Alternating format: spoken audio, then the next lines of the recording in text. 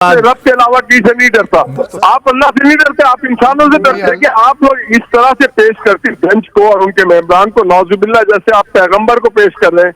नहीं, मैं तो कह रहा हूं अगर आपके जेन्युइन एतराजात हैं हुई है सर, आपके जेन्युइन एतराजात हैं तो आप उनको एक रेफरेंस भेजें। अहकामात है, आप पुरानी अहकामात तो ना बनाए ना ऑर्डर्स को, वो तब्दील नहीं हो सकती दुनिया में।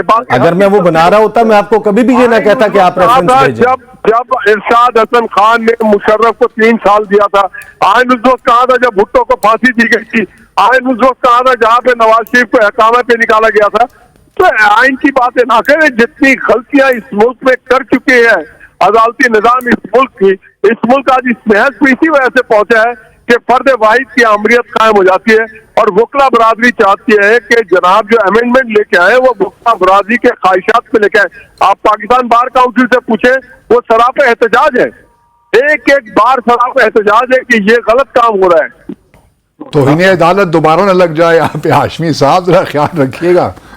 हाशमी साहब ब्रेक लेनी है, हमारे साथ रहिए, ब्रेक के बाद जो है करें। देखिए, या तो आप अल्लाह से डरें या आप इन अदालतों के मुंसिफों से डरें।